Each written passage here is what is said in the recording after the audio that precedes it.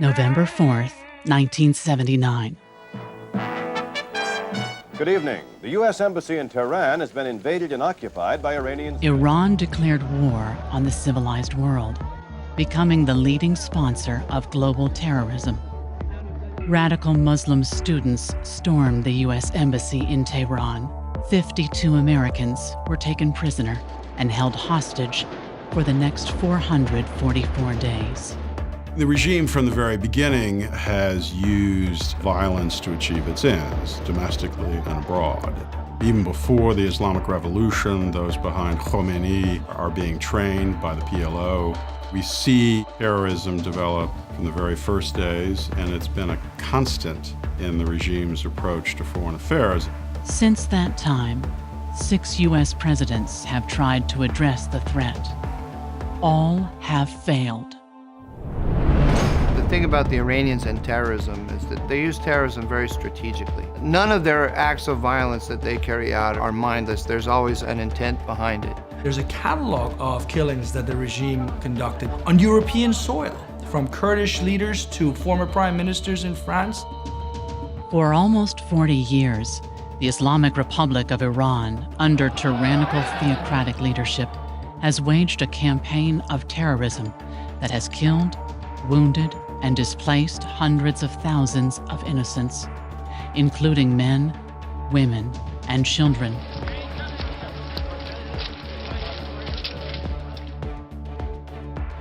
This is not just a Middle Eastern crisis, it's an international crisis. Anyone who believes we are not at war is simply not paying attention. This is a war, it's a world war, and it's a war in which the Islamic Republic of Iran is winning. 6 American presidents, 4 decades of terror, and hundreds of thousands of innocent lives lost. This is the legacy of the Islamic Republic of Iran.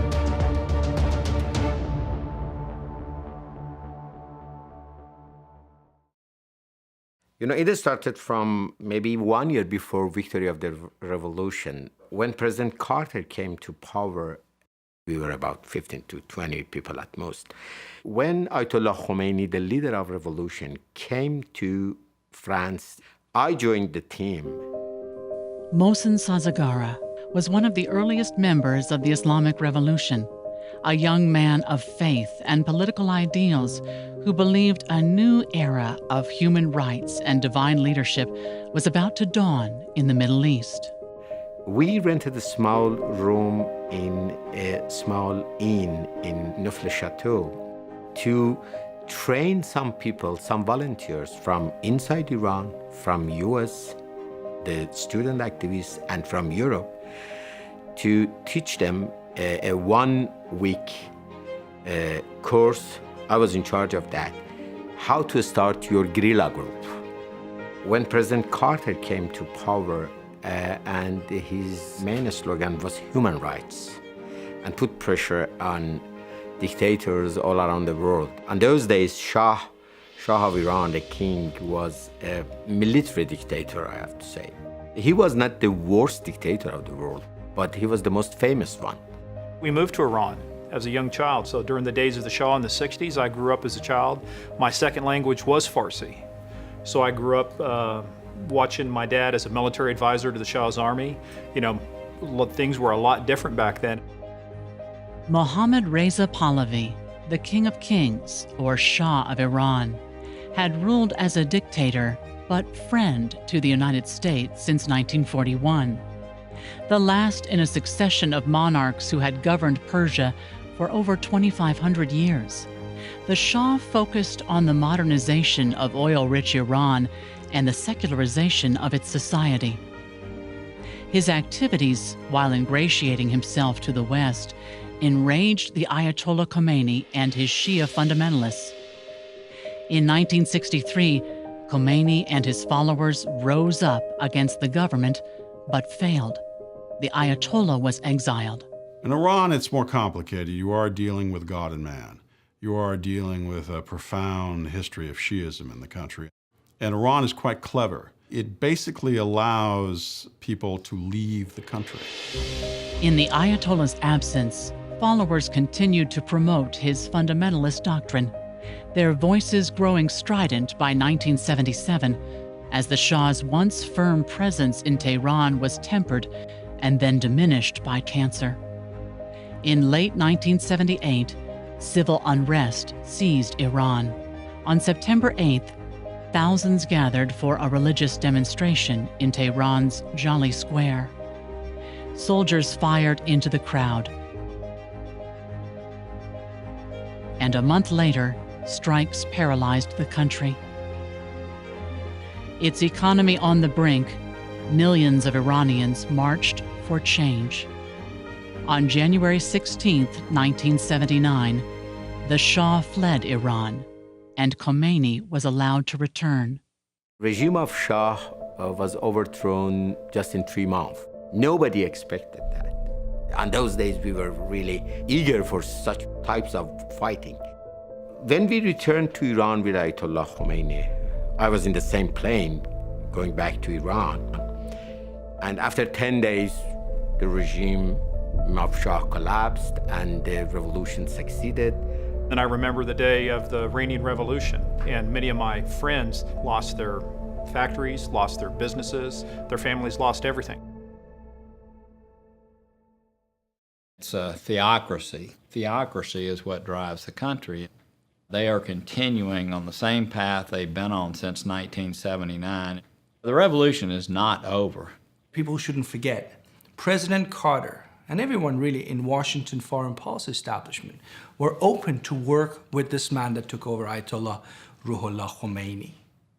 Back in 1979, he was an unknown entity, and the US wanted to work with whoever took over in Tehran. About 50,000 Americans lived in Iran when the revolution happened. They were sitting watching everything the Soviets were doing in the former Soviet South. So the US was open to work with Ayatollah Khomeini and the mullahs that took over. It was they who decided to, very quickly, for political purposes that were basically rooted in domestic calculations, to turn the US into this monster, into this big, or a great Satan, to use their own exact words.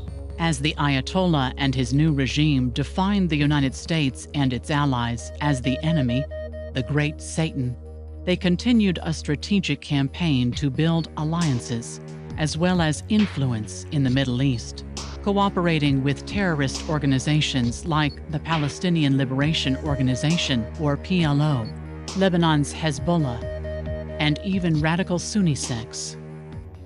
So what the regime did is they then started reaching out all over to basically any Sunni Muslims who would hate the United States, hate Israel more than they hated Shiites. You had sort of an ecumenical approach towards spreading the revolution, creating a clandestine network, if you will. They are conducting nefarious activities in multiple places around the world. The #1 supporter of Hezbollah, which in essence has rescued Assad along with some of the other Shia militias that are in the region. They've done the same thing to a degree in Yemen through the Houthis. They are a destabilizing force in the region. I understand the Iranians, I understand Hezbollah. I was one of the founding members of the intelligence support activity, which was and still is the Pentagon's most classified counterterrorism and special operations organization. When I say Hezbollah, I'm really saying the Iranians. You can't divorce the two. Hezbollah is a function of the Iranians, started out as a function of the Iranians in the early 80s, and Hezbollah was and remains today one of the biggest threats America faces. Lebanese Hezbollah, they are dependent upon Iran for their financing, their training, their equipment. This is accomplished through the Quds Force. Initially, there was some expectation or hope in the West that we would be able to peel Hezbollah away from Iran. In fact, just the opposite has happened. They are simply ideologically and operationally in complete alignment. What I mean by that is the Guardian Council and the Supreme Leader in Tehran direct the Quds Force, which is the external special operations division of the Islamic Revolutionary Guards Corps. Through the Quds Force, the Guardian Council and the Supreme Leader of Iran direct all of the activities of Lebanese Hezbollah. The primary purpose of Lebanese Hezbollah is to function as a terrorist proxy to attack Israel.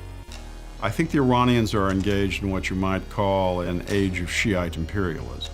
They are using in Syria Iraqi Shiites, they're using Lebanese Shiites, the Hezbollah, they're even deploying Afghan Shiites. The Islamic Republic of Iran has perfected the art of striking through their proxies. 35 years ago, we could draw a direct line from terrorist attacks to the Guardian Council in Tehran. The Guardian Council, through the Islamic Revolutionary Guards Corps, the Quds Force, their other terrorist proxies, has perfected the ability to use their networks through Hezbollah, their client terrorist organization in Lebanon, to conduct attacks throughout the world. The strategic aim remains the same: the literal destruction of Israel and the decimation of American influence in the Middle East.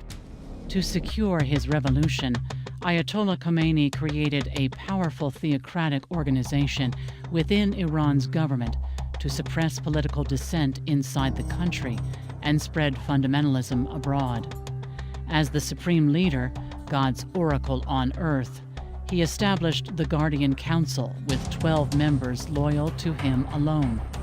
He took control of the judiciary as well as the media and required his approval of political candidates for the presidency, the parliament, or majlis, as well as the assembly of experts, all to control the people. To control the government's standing army, or Artesh military, Khomeini established the Islamic Revolutionary Guard Corps with two distinct branches: the Basij militia to focus on internal security, and the Quds Force for special operations, external missions, and terrorist activities. If you look at the regime, they originally started off believing that the Islamic Revolution in Iran would create a tidal wave throughout the Middle East. The IRGC, they're tough guys. They are tough, well-trained, experienced guys. We should look at them just the way we look at, particularly Quds Force, the way we look at our own Navy SEALs. Are our SEALs tough? You're darn right they are. They've got them over there too. The Quds Force probably is almost on par. The Quds Force is very capable, highly organized, well-financed, and very well-equipped. One of the things that the Iranians do when they go into countries like into Lebanon and they build up the militias, they also spread their doctrine. They spread the notion that the supreme leader of Iran is the ultimate authority in everything and that you owe obedience to him. And it's a great doctrine because it creates an alliance that the Iranians direct from Tehran. Iran doesn't measure the success of its strategy by electoral cycles or by five-year plans or by meeting budgetary benchmarks. Iran knows that ultimately God is on its side, and therefore history will be on its side, and that patience will enable them eventually to bring the truth forth as they see it and win over the world. But the effect is that they now have a network. They started with Hezbollah, and then they built other militias in Iraq, in Syria, in Yemen. But when you put it all together, they have quite an efficient network that operates at a relatively low cost and is completely subservient to them. Hundreds of thousands of innocent victims have died in terrorist attacks carried out by the Iranian regime and its allies, and millions have been displaced. The Quds Force operated against American and peacekeeping forces in the Middle East, including countless deadly attacks in Iraq and Afghanistan. Yet U.S. political leaders did little more than respond with economic and commercial sanctions. Nobody likes to see innocent civilians die. We, the United States and Europe, didn't act to curtail them when we could. We've just never taken advantage of the opportunities we had to turn things around in that country. I used to be a part of a small group that met regularly with the Secretary of Defense, Secretary Rumsfeld. And I asked Secretary Rumsfeld, Mr. Secretary, we all in this room know that Iranians themselves are killing Americans inside Iraq on a regular basis, men and women. Why don't we do anything about it? And his reply was, they, and he pointed over to the White House, they won't let us. Closed subject. To tell you the truth, the last time we had any significant, and it was pretty small, was covert action under Ronald Reagan. I know that because I was involved in it, and I would certainly not jump up and down and tell you about its glorious successes.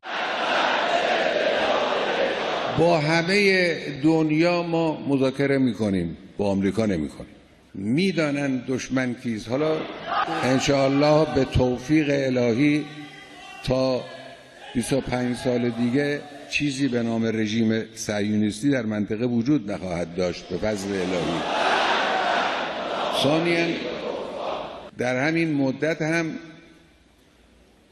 روحیه اسلامی مبارز و حماسی و جهادی یک لحظه صهیونیست‌ها رو راحت نخواهد گذاشت. اینو بدانن. Iranian relations with the Gulf states in many ways is so skewed that it's hard to ever believe that they can be calm in this sort of part of the world. If you're an Israeli, you always have to think about the possibility of an extinction event. If you're sitting in one of those neighboring countries, you believe that if Iran has the opportunity to march down and cross your border into your land, that they will do so. There is a lot of historical bad blood. The Iranians view the Saudis as being the most important American pillar. And if it were to crack, then America's position in the region were to crack. What they're really playing for in the short term is dominance of the Persian Gulf. And then destroying the U.S. is not just a side issue, it's the ultimate goal. We've seen no change in their behavior whatsoever, whether it's repression of political activities within their own country or what they're doing outwardly. We've seen that these conflicts end up creating areas of the country that are ungoverned. When you end up having destabilized countries, you end up having situations where extremists take hold. Iran certainly is doing that right now in Yemen and what they're now doing in Syria. And so it's very important that we continually are very vigilant in pushing back against the nefarious activities they're engaged in the region. Despite a history of conflict between Russia and Iran, the Kremlin and the current regime in Tehran have developed an alliance currently waging genocide in Syria, supporting Bashar al-Assad in crimes against his own people. Hundreds of thousands have died and millions have been displaced, creating a refugee crisis, the likes of which the world has never known. When you hear numbers like 500,000 killed, that's only numbers that people have been able to document. On top of that, you have 15,000 people have been hanged to death in Sednaya under torture. Those aren't counted in the other casualty numbers because those are people who've disappeared and never been heard from again. Beyond that, the number of people that have been injured and mentally damaged is astronomical. So the impact can't just be measured in body counts, and it can't just be measured in refugees. You know, the people suffering the most are, quite frankly, they're not the ones who've died, they're the ones who are left behind. The conflict in Syria is one of the worst humanitarian catastrophes of the 21st century. It has led to the rise of extremism and sectarianism, as well as further created instability throughout the region and in Europe, and indeed all across the world. Iran, the world's largest state sponsor of terror, has become an even more emboldened and disruptive player in the Middle East. By our estimates, there are between 900,000 and 1 million people currently under siege in Syria, still being hit with cluster munitions, chemical munitions, massacred by Iranian militias. And this is still happening, and there is no end in sight. The Iranians are creating this refugee crisis. They're driving millions of people out of their homes. They're driving hundreds of thousands, if not millions of people out of Syria, which is destabilizing Europe and the rest of the Middle East. And that's why the idea that we're buying peace in our time by working with the Iranians is a complete delusion. Without Iran, the conflict in Syria would have been over long ago. The Syrian government committed chemical weapons acts against their own people 3 different times. Yesterday morning, we awoke to children foaming at the mouth, suffering convulsions, being carried in the arms of desperate parents. We saw rows of lifeless bodies, some still in diapers, some with visible scars of a chemical weapons attack. Look at those pictures. We cannot close our eyes to those pictures. We cannot close our minds of the responsibility to act. What's happening today in Syria is the worst humanitarian crisis since World War II, and with all of the foreign powers involved, it has the potential to be a much wider conflict. Iran's primary proxy in that part of the Middle East and the Levant is Hezbollah, and the way that they reach Hezbollah is through Syria. Traditionally, they've flown their weapons, their supplies, their funds through Damascus, up over the mountains to Hezbollah to counter Israel. One primary reason that Iran decided to get involved so early in the conflict is to ensure that it wouldn't lose this corridor to Hezbollah. And since Iran has been so successful at Syria, it's actually used its position there to leverage itself in other conflicts. And we now see Iran almost in control of 4 different capitals. Damascus, big role in Yemen right now, in Iraq, and in Lebanon. Every day, the Islamic Revolutionary Guards Corps flies civilian aircraft from Tehran to Damascus, full of weapons, ammunition, advisors from the Quds Force. Some of this inevitably winds up in the hands of Hezbollah in southern Lebanon. If and when Hezbollah attacks Israel again, they will be in a much stronger position to do so, because now there is no restriction on the ability of the Islamic Republic of Iran to operate within Syria. I think Obama's statement where he said that basically the Iranians and the Saudis have to work this out and share the terrain.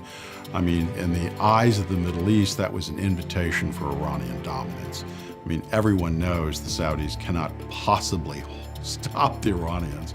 So Obama more or less, whether he knew it or not, gave a green light for Iranian adventurism and aggression. When Bashar Assad experienced the start of the Syrian civil war in 2011, he knew that he would never regain the trust of the Syrian people. He never had it to begin with, but he knew that because so few Syrians actually supported him, there was no way to re-legitimize his regime. As a result, he decided to, what we call, kill his way out of the problem. Now, most people thought that would not work because there were so numerically small numbers of Syrians that actually supported him that he would literally have to kill off half the country. Well, that is what the support from the Islamic Republic of Iran has allowed him to do.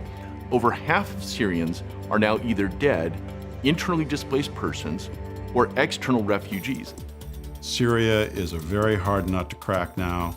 There are ways I think you can approach this. You can try to, for example, create safe havens. But no matter what you do, it's going to, I think, require a greater commitment of U.S. armed forces in the region. You're going to have to put more boots on the ground. And it's not clear to me that President Trump has the desire or the temperament to do that. So Iran is actually in a pretty good situation. In 1975, with the United States still reeling from the outcome of the conflict in Vietnam, Professor Andrew Mack defined the concept of asymmetric warfare in a World Politics article titled, "Why Big Nations Lose Small Wars." Receiving little notice at the time, Professor Mack's article detailed the history of Indochina, Algeria, Cyprus, Aden, Morocco, and Tunisia, among other conflicts, to show how Third World guerrilla forces, supported locally by their people, could achieve military and political objectives against overwhelming armies of superpower nations. Along with outlining strategies and tactics, his conclusion focused on the patience and endurance of the smaller powers and a loss of political will and public support from the stronger nations. We thought that we can use a model like Vietnam War or Algeria FLN to have more development in Islamic movement in Iran. So as a member of Liberation Movement of Iran, I started to study about the People Army. In those days, we thought that we will have a long battle with the United States, guerrilla wars, because our mind was concentrated on armed struggle. Iran has been in the business of supporting terrorist groups for a good while now. Their entire military doctrine is really predicated upon this idea that they take advantage of the inherent weaknesses of the enemy by attacking in unconventional ways. We've seen it in their naval doctrine in the Gulf, how they swarm much bigger vessels with very little speedboats that are capable of causing serious trouble, even to big military ships, for example. And terrorism is just that. It is an asymmetric response. It is something that can deliberately exploit the vulnerabilities of open societies in a way that conventional war can never do with its rules of engagement. So the Iranians developed this doctrine, which dovetailed nicely with a certain vision of Shia Islam. You have a supreme leader who is not elected by the people, who is basically selling himself, or at least promoting himself, and his supporters do so, as God's representative on this planet. And who's to question God's representative on this planet? Self-sacrifice, of course, and martyrdom is very much part of their culture. They put it to use very early on during the Iran-Iraq War. Young Iranians could gain access to the gates of paradise by sacrificing their lives, clearing minefields, or leading hopeless charges in the fields of battle against the Iraqis. These youngsters who had been thoroughly indoctrinated and would be sent off with keys wrapped around their necks, which symbolized the keys to the gate of heaven. Their families would be provided and looked after with public funds. They would gain social status. And it's no coincidence that a lot of them came from poor backgrounds. And ideologically, the justifications for these actions were there. The Iranians found a way to explain why this was a noble action that in a way walked in the same path of Hussein, the slain leader of the Shia faith, and his martyrdom, and the myth and the religious traditions, of course, became the instrument by which young Iranians and later on Arabs of the Shia faith in Lebanon would be brainwashed into carrying out such operations. We should not for a second underestimate the scope of their ambitions. The scope of their ambitions is amazing when you look at it. It's outrageous, actually. When you look at Iran, it's a third world country, it's impoverished, and Americans tend to think in material terms. So they tend to look at material capabilities that the Iranians have, and they think they can't have grand ambitions because they don't have the material base for it. No, it's totally wrong. Iran with a nuclear weapon certainly would put the world in a situation where it could be extorted, allow it to carry out far greater terrorist activity, and feel like in many ways they're held harmless because they have a nuclear weapon at their disposal. They have very grand ambitions because the supreme leader sees himself as the leader of the entire Islamic world. They believe they are a great nation. They do have a great and illustrious history, stretching back thousands of years. They see themselves as the heirs to a great civilization and the leaders of the entire Islamic world. That's over 1 billion people. And that begins with ousting us from the Middle East, and they will take any concession that we give them and then demand more, which is exactly the experience that Ronald Reagan had with them when he fell into the arms for hostage negotiation. And it's exactly the relationship that Barack Obama fell into when he started negotiating with them. I think President Obama thought that he was going to change their calculus. He would show them that he was willing to sit down and talk with them, to explore the possibility of shared interests around the region. They pocketed all the concessions that he was willing to give them, and now they're going to work to undermine us. In pursuit of its nuclear agenda and the buildup of the IRGC and its military-industrial complex, Iran is narrowing the asymmetric gap, forcing itself into the ranks of nuclear nations with sophisticated cyber capabilities, becoming the first nuclear nation to be controlled by a fundamentalist theocracy, intent on the complete destruction of its neighbor. They have invested billions of dollars in defense industries, missile industries, nuclear weapons. You know, it's not about being alarmist, it's about being a realist. You don't take the world as you wish it was, you take the world as you find it. And now because of the money that's been infused to them and look, any nation smart enough to build a nuclear bomb is smart enough to conduct offensive cyber operations. And in fact, they have such a commitment to this that when the new president came in, Rouhani, when he took over for Ahmadinejad, he's increased spending over 1,200% as they focus on more and better and more effective offensive cyber capabilities. It's always a bad idea, I think, to allow nuclear weaponry into the hands of those who have engaged in terrorism. The nuclear deal is inevitably going to give the regime an industrial-sized uranium enrichment program.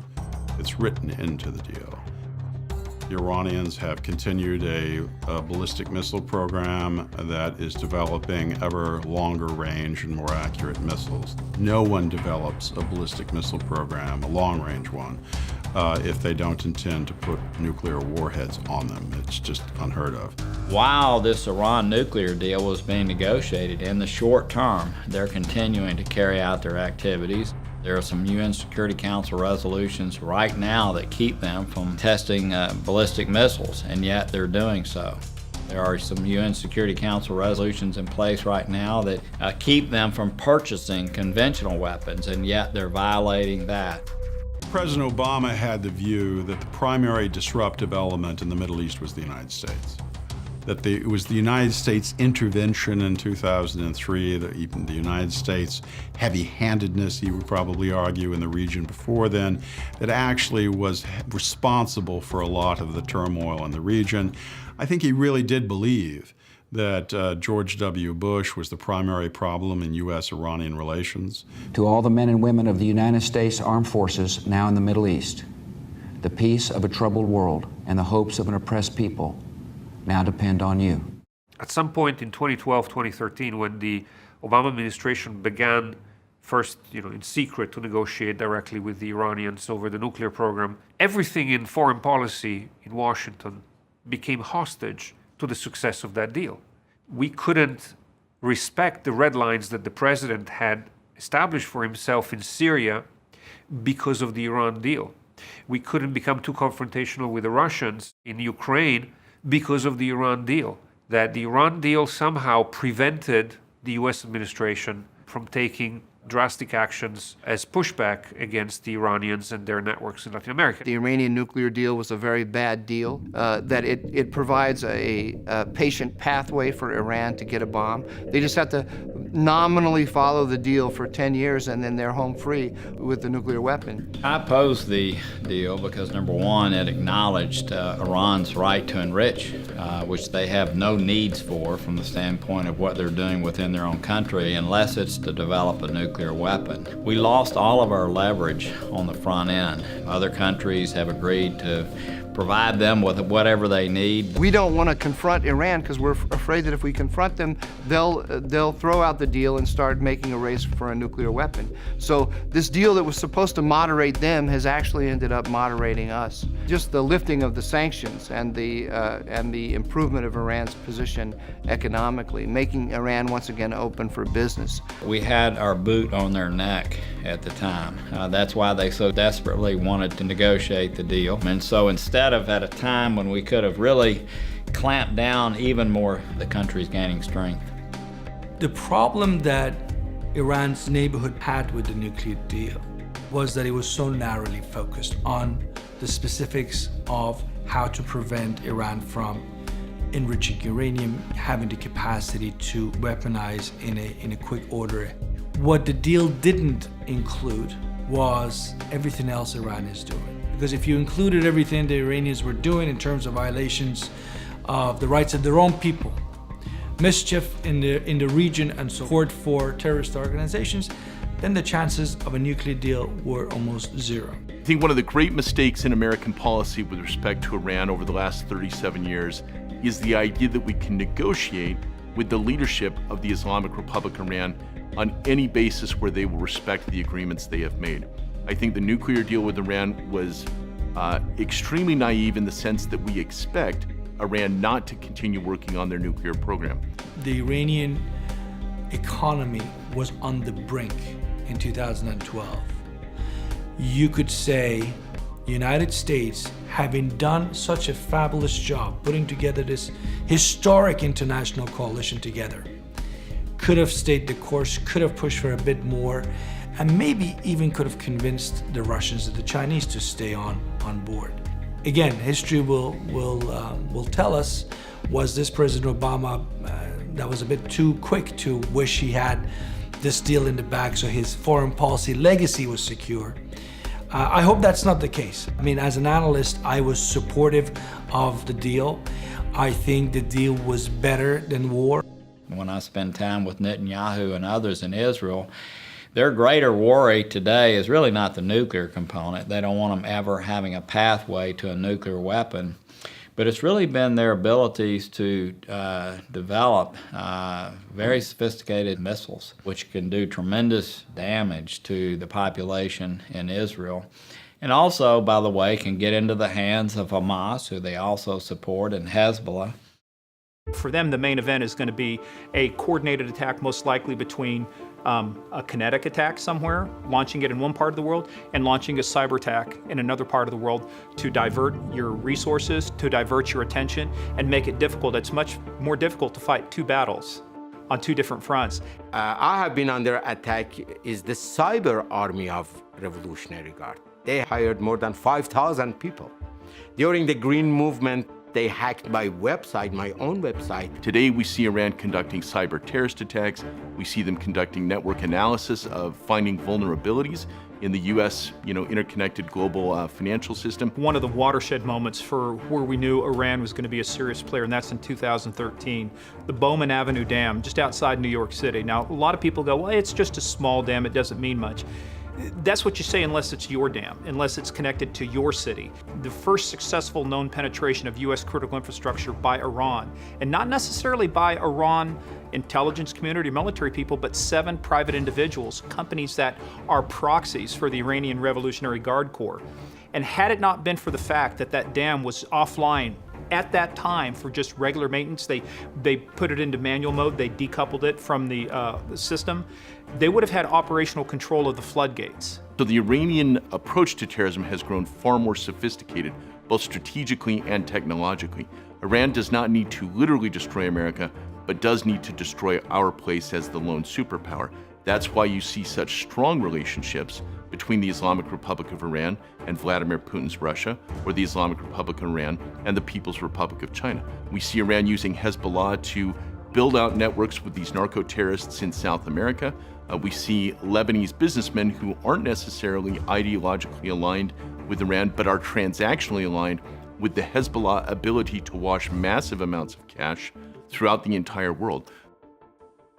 For years, Latin America has been a target for Iranian adventurism, not only spreading its fundamental Islamic ideology among receptive acolytes and anti-American leaders, but financing its activities through the narco-terror network. There's nothing that they've done that suggests for a second that they're going to mellow in any way. We need to be very concerned that Hezbollah's in Latin America, not only in Central America, they're also in South America, as we know. And they've got those enclaves down there, which again are doing little business. A lot of that business is about generating funds to support Hezbollah. It's obvious what Iran has been doing in Latin America over the last 25 years. Unfortunately, American policymakers have either ignored it or tolerated it. We are at the point now where there can be no doubt that the Islamic Republic of Iran is building a significant terrorist network in Central and South America. Their ambitions are global. It's not just that they want to secure the achievements of their own ideological vision inside the borders of their country. Their ambition is to export the revolution. It has always been since the inception. So very early on in the Islamic Revolution, they identified Latin America as a fertile ground for this mission of exporting their revolutionary ideals. Not so much because Latin America was a continent full of Islamic communities. Latin America is a fertile ground for anti-Americanism and left-wing revolutionary movements. That will give us an access, and it will also put us very close to the United States, our biggest enemy. So they dispatched a cleric in 1982 to Argentina. They chose Argentina because it has the largest presence of Shia Muslims, immigrants. So you had a community, you had a mosque in Buenos Aires, and this community needed a cleric. So it was a perfect fit to send a cleric who could get a visa and enter the country under the guise of providing spiritual needs. The cleric in question was a gentleman named Mohsen Rabbani, who would later become infamous as the cultural attaché at the Iranian embassy at that point. He became implicated in the plotting of the largest terror attack in the Western Hemisphere before 9/11, namely the one that destroyed the Amia Jewish Center in Buenos Aires in February 1994, causing the death of 85 people and the wounding and maiming of other 229. That network eventually became the basis for a much broader Iranian effort. It started with one cleric, but today you have missionaries crisscrossing the continent from the lower ends of the Southern Hemisphere in Argentina and Chile all the way to the US-Mexican border. That was the case when Iranians tried and failed to carry out a terror attack against the airport in New York at JF Kennedy. The target was the fuel lines there. It would have been on a scale of 9/11, a size if not more. The people involved in that plot are part of the same network that started with the single cleric, Mohsen Rabbani, going to Argentina and 10 years later becoming involved. Concerned enough about Iran's activities in Latin America, particularly after reviewing a detailed report by Alberto Nisman, an Argentinian federal prosecutor who had investigated the terrorist bombings in Buenos Aires, the U.S. State Department ordered a review. 6 days after publishing his report, and only hours before he was to testify before Argentina's Congress, Nisman was found dead inside his home.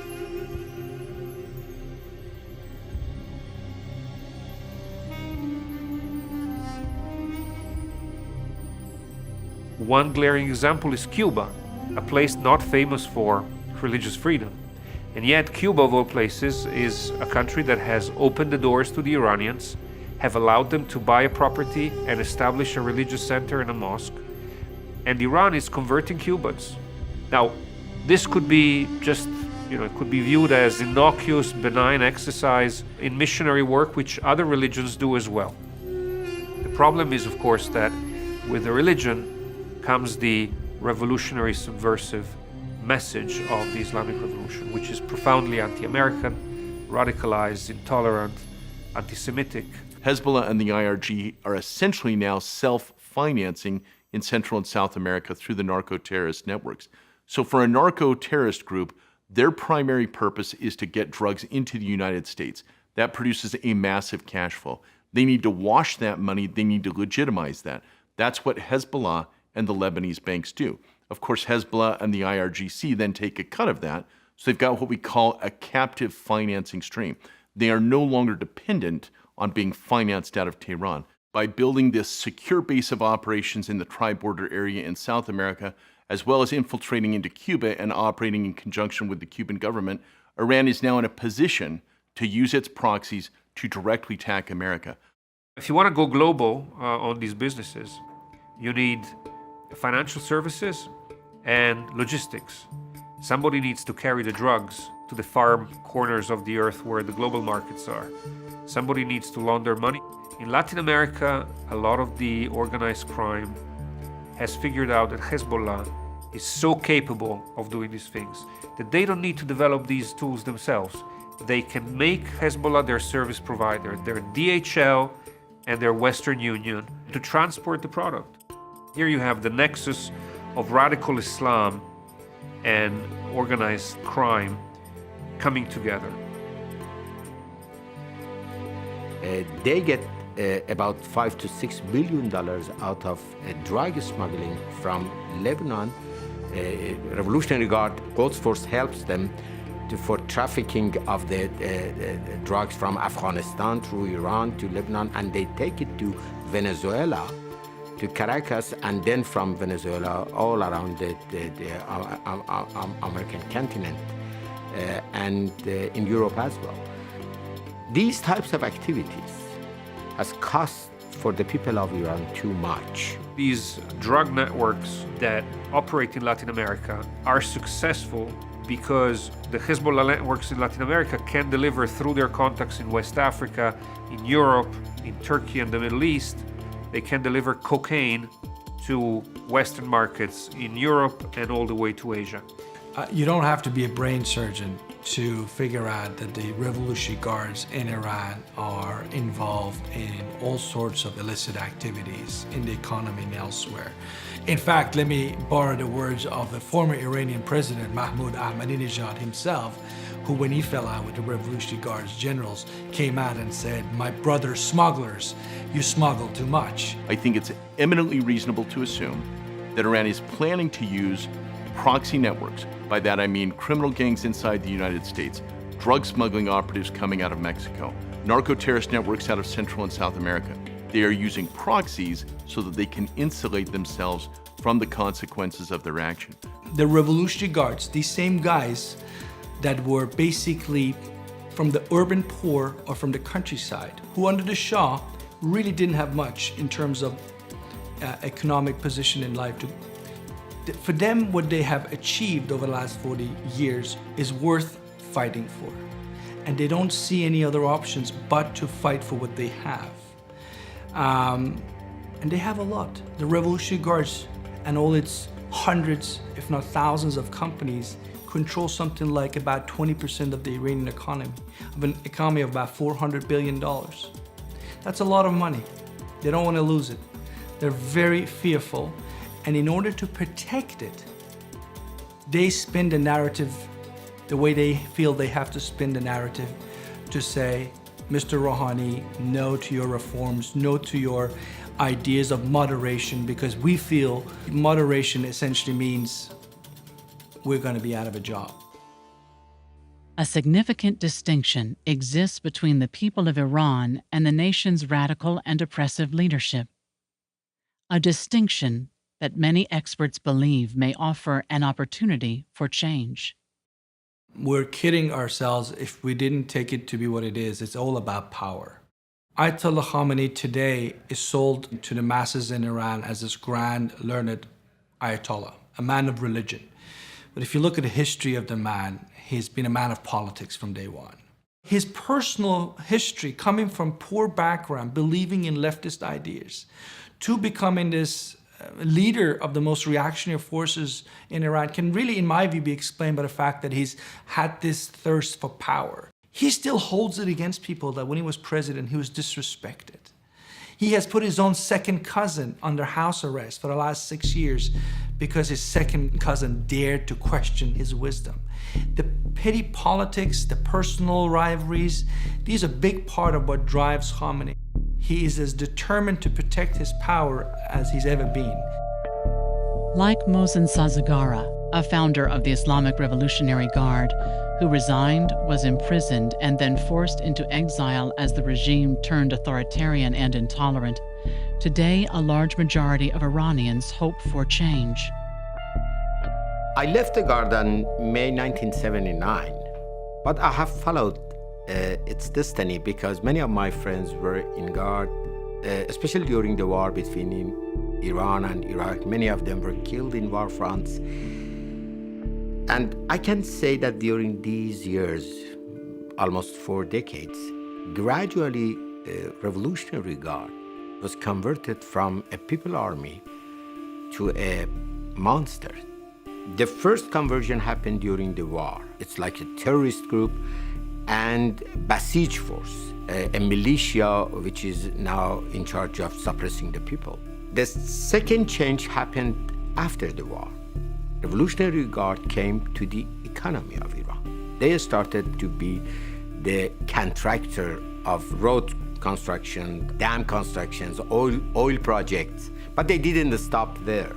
Because of the profit, because they entered the economy of the country with gun and handcuffs, very soon the economic activities was developed toward the mafia types of activities. Smuggling of the drugs, controlling sex traffic. At the same time, the people of Iran are not satisfied. Today, you got a 5 million strong Iranian diaspora around the world. And you have to ask yourself a simple question.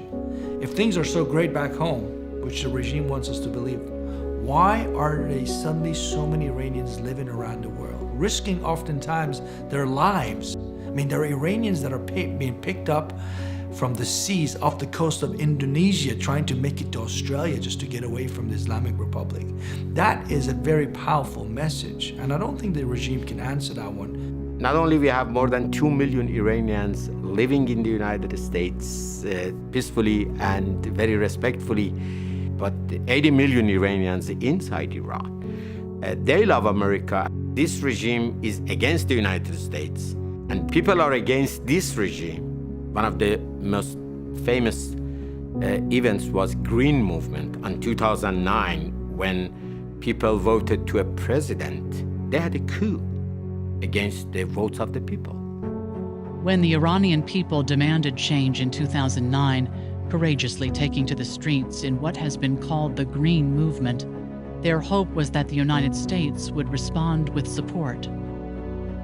If you look back at 2009, the Iranians who hit the street by the millions in Tehran did so because they thought the United States had their back. They said Obama, which is a Persian play on Obama's name, and Obama means he is with us. Now, it turned out quite quickly that he wasn't. When he did his outreach to the Iranians, it was strictly an outreach to the supreme leader. I don't think President Obama at all appreciated how close the regime was to the cliff in 2009. Supreme Leader Ali Khamenei personally said it himself, that the entire regime was on the ropes. Well, I think our primary policy should be that until there's significant behavior change, we need to be working with our European colleagues to push back on all the activities that they're carrying out in the region. The telling moment will be sanctions. Is the administration, is Congress going to come forward with new sanctions on non-nuclear issues?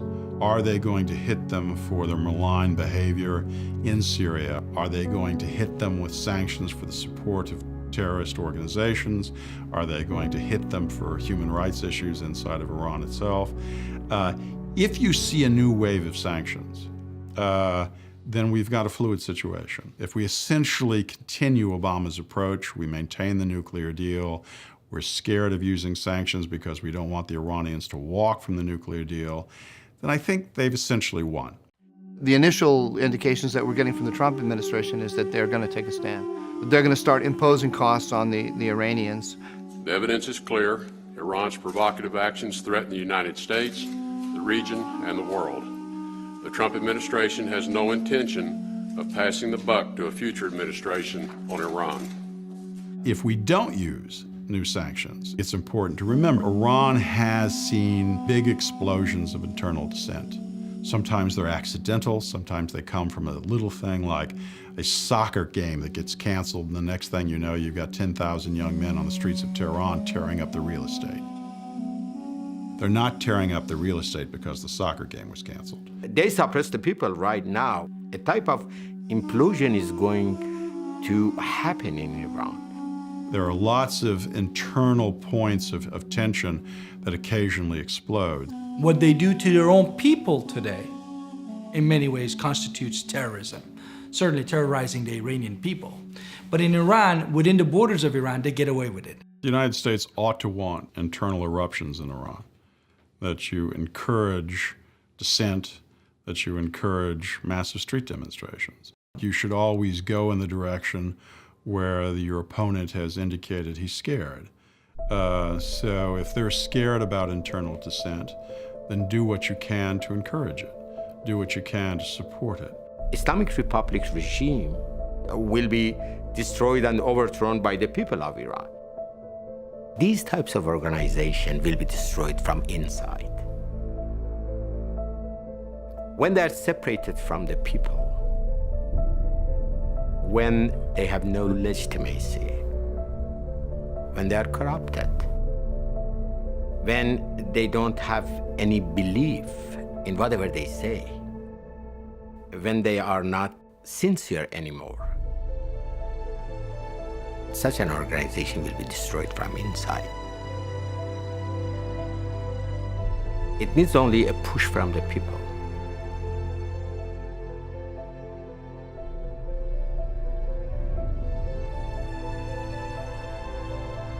Iran might be the only country in the whole region that if we can push this regime back and have a free and fair election, then it will be the end of Islamism.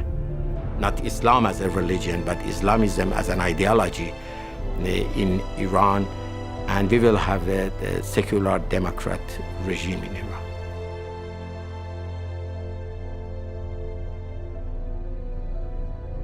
Sometimes I dream that I'm in Iran amongst the great people of Iran, in a free Iran, with the people who believe in freedom.